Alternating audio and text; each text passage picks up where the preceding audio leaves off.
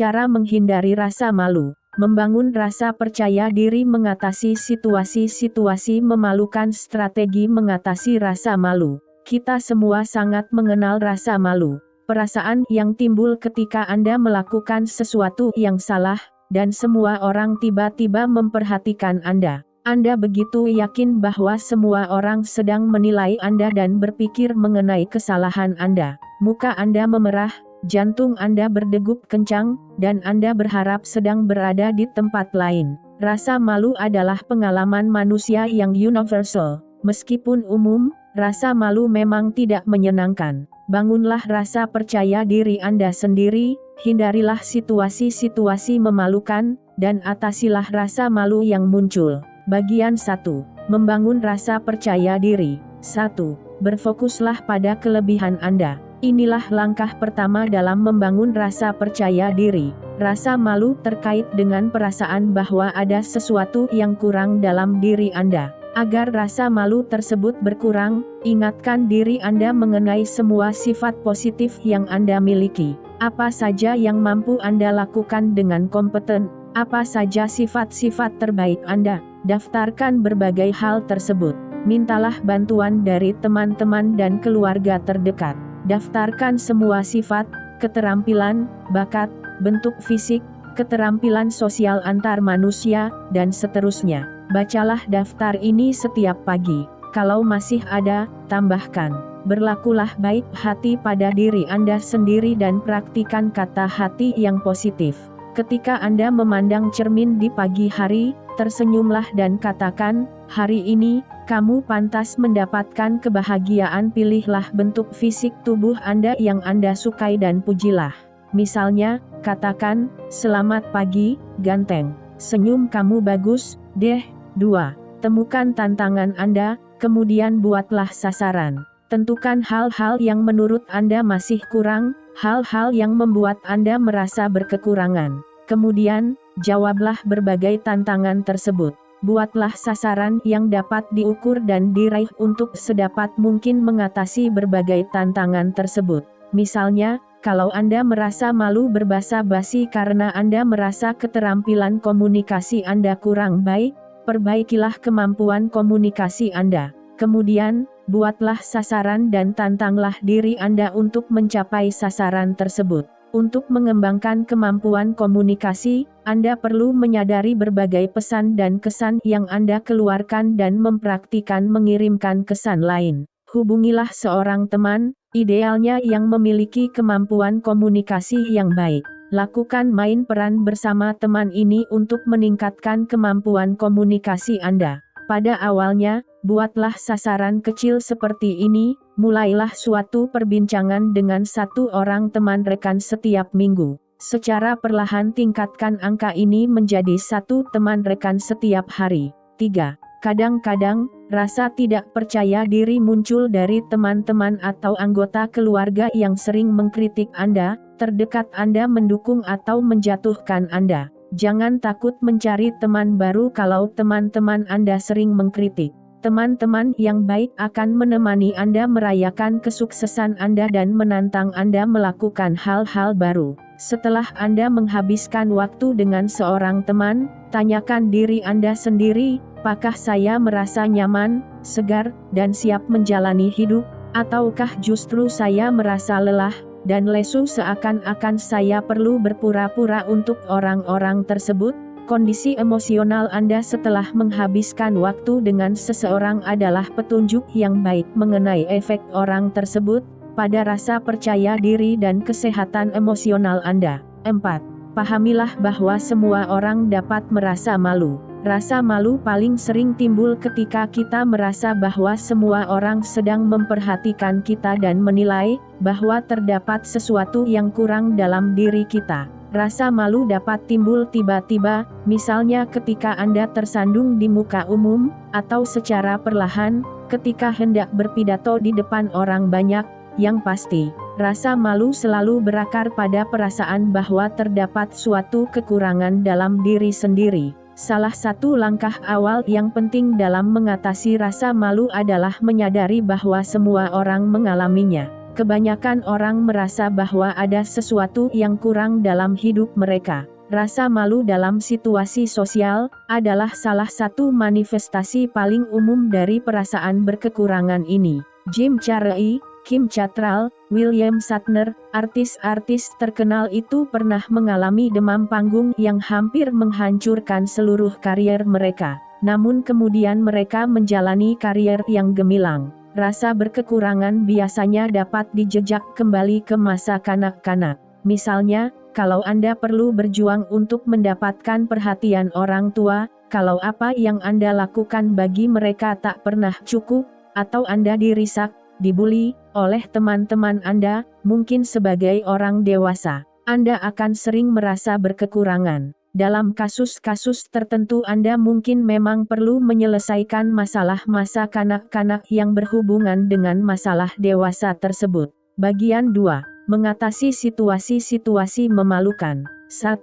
Ketahuilah pemicu rasa malu Anda. Situasi apa saja yang sangat memalukan bagi Anda? Apakah Anda merasa malu ketika Anda merasa orang lain sedang menilai Anda, misalnya ketika Anda perlu berpidato di depan orang banyak? Atau apakah Anda malu ketika orang-orang terdekat Anda melihat Anda melakukan sesuatu yang memalukan, seperti ada makanan di gigi Anda atau ada tisu toilet di kaki Anda? Ada orang-orang yang merasa sangat malu ketika orang-orang yang mereka kenal melakukan kesalahan. Perasaan ini amat terkait dengan rasa malu.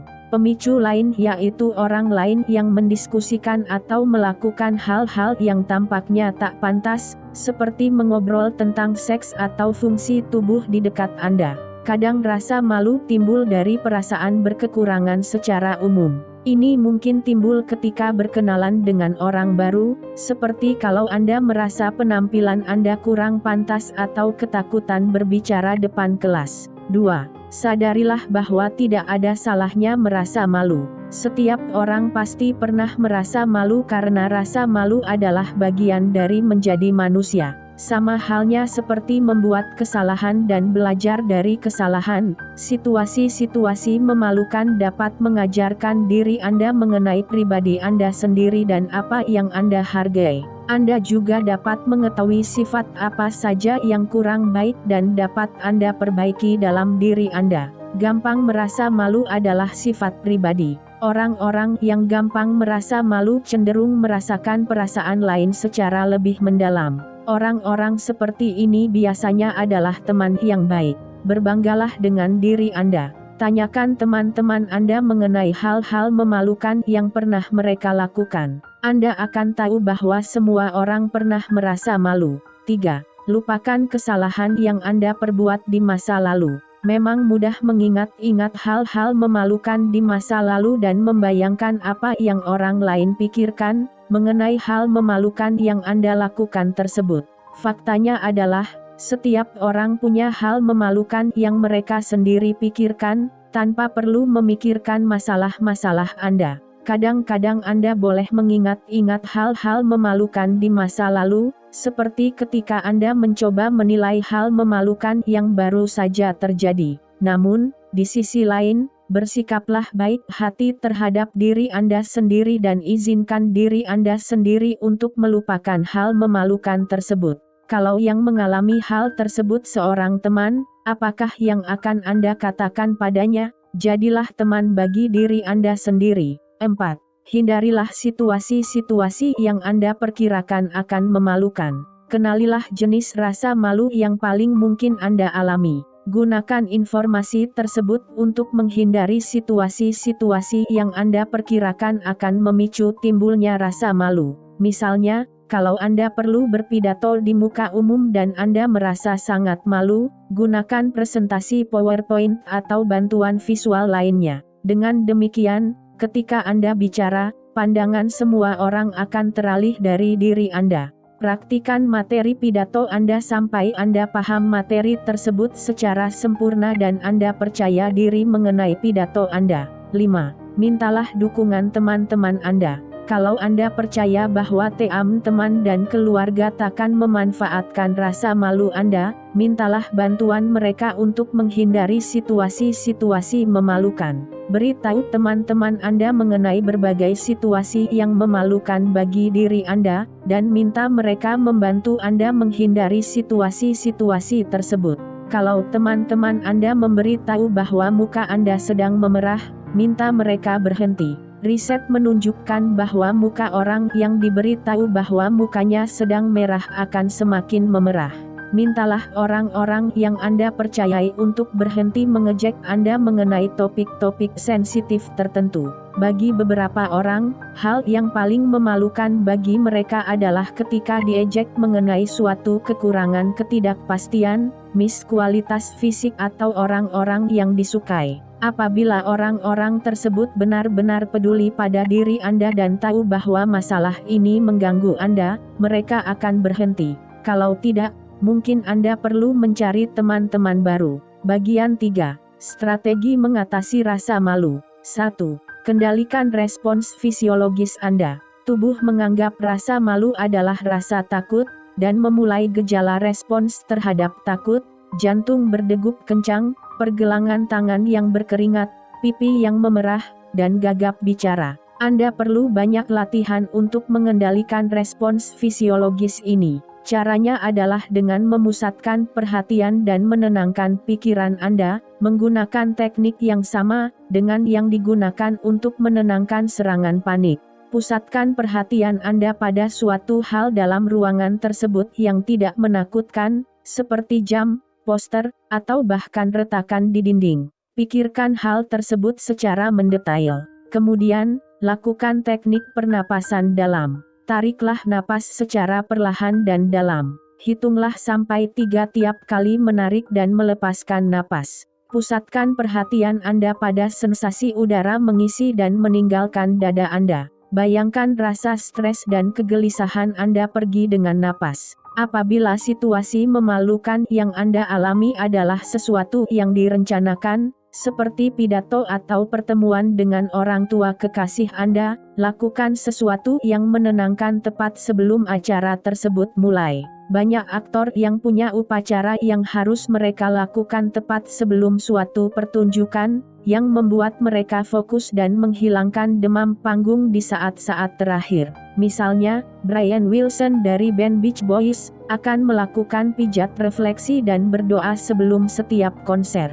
2. Akuilah bahwa Anda merasa malu. Kalau Anda melakukan sesuatu yang tak terduga dan memalukan, misalnya seperti menumpahkan minuman Anda di meja rapat atau salah memanggil nama bos, akuilah bahwa Anda merasa malu. Pengakuan ini akan meringankan suasana.